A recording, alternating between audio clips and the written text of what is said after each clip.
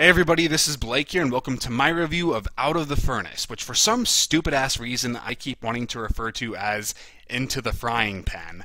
I have no idea. Well, actually, I take that back. I do have an idea. I'm just completing the saying, but you'd think that for a movie which is so serious like this, I would immediately think of the first part, Out of the Furnace, which sounds like it belongs in a serious, dark movie, whereas Into the Frying Pan almost sounds like a parody of Out of the Furnace. So if I make that mistake throughout this video, I apologize in advance for that. Now, with that said, I actually do think that Out of the Furnace is one of the cooler sounding titles I've heard for any movie released this year. It's kind of sad that very little effort seems to be put into movie titles these days, especially in the United States. Now, in other countries they're much better than us, but it seems like either we have stupid-ass dull titles to begin with, or they'll originally be an interesting title, but then they end up changing it and making it incredibly stupid and generic. Like, I can't remember what the original title was, but it sounded much cooler than what it ended up being, which was Seeking Justice. Generally in America, titles are either too vague, like Safe with Jason Statham, or too on the nose, like Man on a Ledge with Sam Worthington. So it's nice to see a movie actually try to come up with a decent title, even if it is just part of a very famous saying. Out of the Furnace is both catchy, but it also ties into the film's content and theme, so I really appreciated that. Now, with that said, when I first saw the trailer for Out of the Furnace, I was not very interested. On one hand, it seemed like a movie that I could like. It has a great cast, and it's a vigilante movie, and I'm a huge fan of vigilante films. You just can't go wrong with those kinds of... Well, actually, I take that back. You can go wrong with those kinds of movies, as most vigilante films would attest to, but I like them in concept, and when they work well for me. Whether it's something classy like Death Wish, or something trashy like The Executioner, I can really get behind these kinds of films. But Out of the Furnace reeked of Oscar bait, and I am not very fond of Oscar bait type movies. Part of it is just taste. Usually these films are too slow and too sappy for me. I usually do like them when I end up watching them, but I just don't look forward to actually watching them. I really did enjoy The Hurt Locker and The King's Speech, and those were big, Oscar contenders. I think The Hurt Locker even won. But then other films like Slumdog Millionaire, I liked, but I just didn't think it was best movie of the year material. And then there are a few, even though not too many, that they're just not for me. I tried watching The Artist and I could not get into it. Maybe I'll give it another chance some other time, but it's just not for me. But also, I feel with a lot of films, I like it when a movie is good for the sake of being good. So when I watch something like Looper, I'm really impressed because the filmmaker is just trying to make a great movie. Now, whether he succeeded or not is up to you, but to me it just felt like a movie that was trying to be great for the sake of being great. But when it comes to most Oscar bait type films, I feel like they're trying to be great for the sake of winning awards. And to me there's just something very insincere, something that's not very sincere about that. You can disagree with me. Maybe I'm wrong with a lot of these films. Like, one I watched recently that I really thought about, even though it didn't get very good reviews, was Kiss of the Damned. It didn't get very much exposure, but that felt like a type of film that was trying to cater to a highbrow crowd, and it just, I don't know, just something about it just doesn't work for me. But also when it comes to Out of the Furnace, was it just me, or did this feel like it was going to be the most wholesome vigilante film ever? The trailer was really emphasizing, the happier moments, and I kept thinking of 127 Hours, which is another Oscar bait movie that I did not like.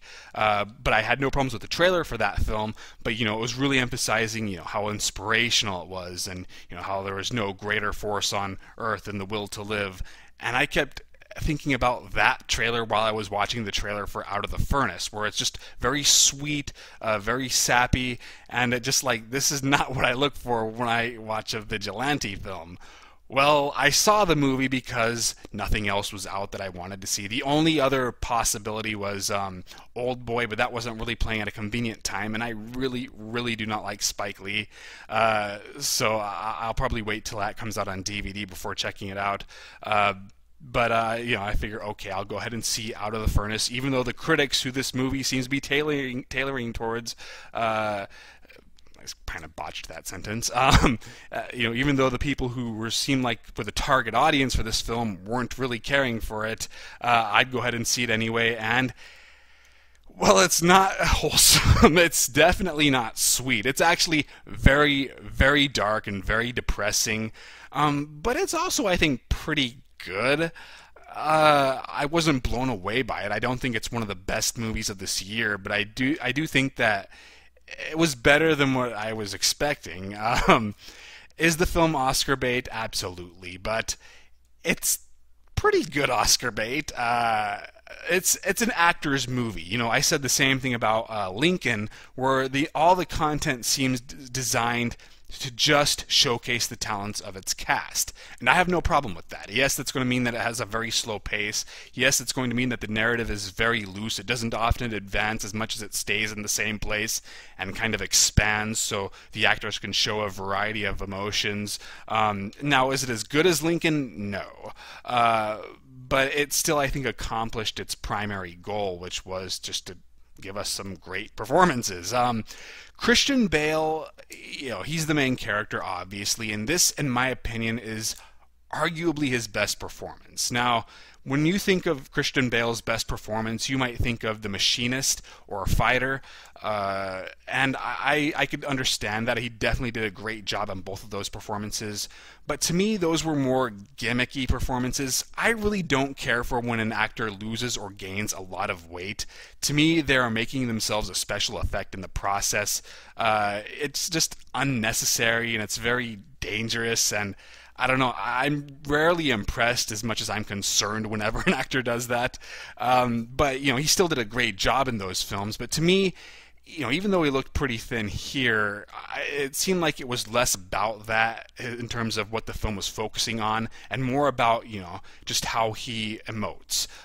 When it came to, like, The Machinist, for example, I was so distracted by how thin and unhealthy he looked, and that kind of overshadowed his actual acting. Here, though, he shows so many different emotions, and he shows them so well, and in an unconventional kind of way. There's this one scene that he has with, what's her name? I can't believe I can't think of it.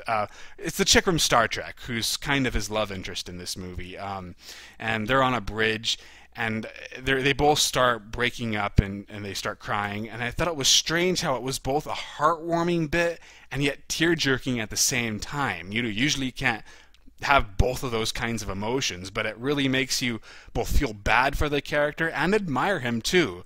And it's just interesting to see those emotions both conveyed just within a single action, and that really blew me away. And also, Christian Bale is one of those guys who I think he's as good as the role allows him to be. So in some movies, like for example Terminator Salvation, he was incredibly boring because it was such a boring role.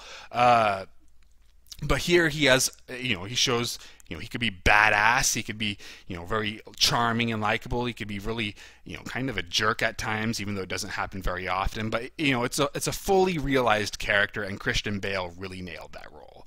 But the real person who steals the show is Woody Harrelson, who is terrifying as the villain. Woody Harrelson is awesome. Just earlier this month he did, or I guess it was technically last month, he did The Hunger Games, and he was a very charming but funny kind of guy who you really couldn't take seriously as a badass. Well, here, every time he's on screen, I was afraid for whoever he was interacting with, because he's just so intense and so scary. He nailed the accent, and I just can't praise him enough. To me, he was the real winner of this film, even though Christian Bale is phenomenal too. And the other one I really liked was, well, the chick from Star Trek did really good, even though she's not in the movie too much. But she also gets to show a wide variety of emotions. But I also really liked Casey Affleck. Now, Casey Affleck, I've always been split on. I think he's an acceptable actor, but I think he has less range than his brother Ben Affleck. Well, at least modern day Ben Affleck. Anything prior to Gone Baby Gone, Ben Affleck did. It's like I didn't think he was that good, but Ben Affleck has certainly surpassed Casey Affleck. But Casey Affleck has always been, I think, a solid performer. But here I was surprised also how badass he came across. He played also kind of a tough guy in Gone Baby Gone, and I felt he was really miscast. He seemed too young, too scrawny, too pretty for that kind of role. So whenever he tried to be imposing, I just couldn't buy it. But here, I totally bought it. And like, it's interesting because when he has this scene with Woody Harrelson and they're kind of in each other's face, I'm like, wow, I really want to see these two guys go at it just to see how that ends. Whereas when Christian Bale confronts Woody Harrelson, I'm more afraid for Christian Bale. I'm like, dude, don't piss this guy off. But when it came to Casey Affleck, I totally bought him as a tough guy. So he really impressed too. And it says something about the acting in your movie when you have, guys like William Dafoe and Forrest Whitaker, and they give the most underwhelming performances, even though they're doing just as good as they always do. So that's why I think I really appreciated Out of the Furnace more than the critics did, because it wanted to impress me in regards to its acting, and I was definitely impressed. Unfortunately, the script is very unfocused, and I think that's really why the critics weren't amazed by this kind of movie. It's like the best way I could describe it is characters seem to walk in and out of the story very erratically. Like there's this one guy who I think it was the uncle of Christian Bale.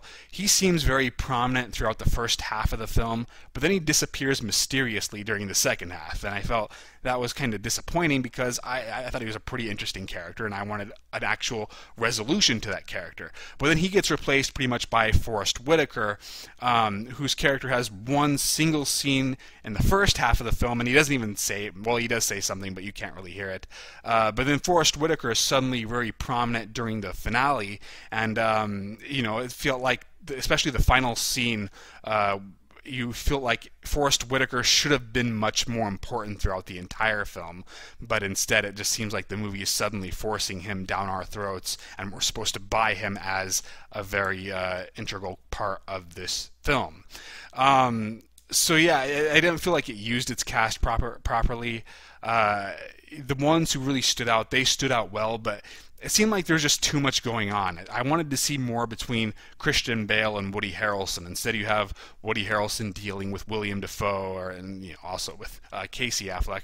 But I just didn't feel they had enough time together.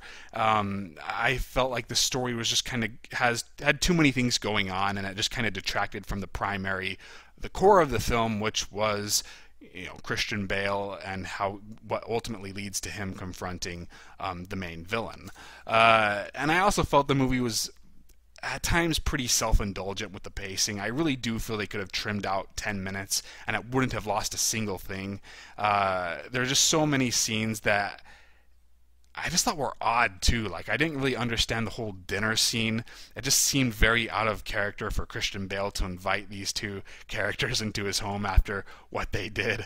And then like the final shot, for example, it could have ended perfectly with a certain event and just faded to black, but then it has like this one random shot of a character just sitting there, and I was like, is that supposed to mean something? Is the movie trying to be artistic with that?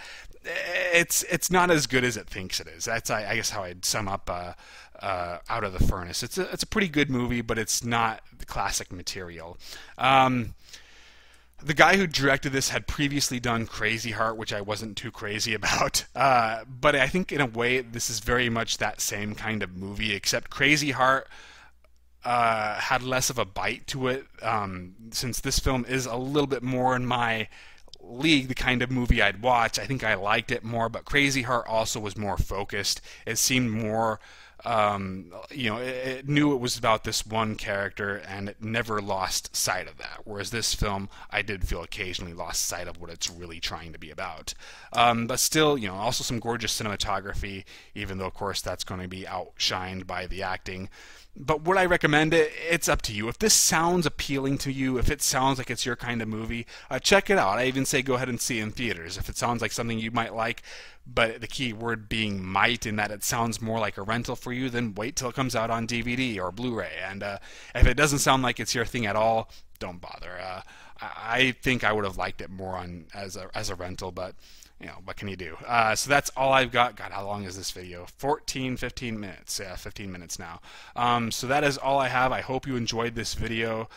Please follow me on Twitter for updates on Critiquing the Critics. I did not do a written review of this, but I did do written reviews of The Colony, a 2013 post-apocalyptic film with Lawrence Fishburne, The Possession, a 2012 paranormal activity type film. God, they make so many of those. I hated that movie.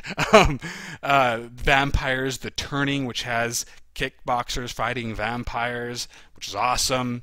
And In the Name of the King 2, Two Worlds by Uwe Boll. And since Uwe Boll directed it, it's definitely going to be the best movie of all time. So please read those when you get the chance. And I will see you guys later. I need something to eat.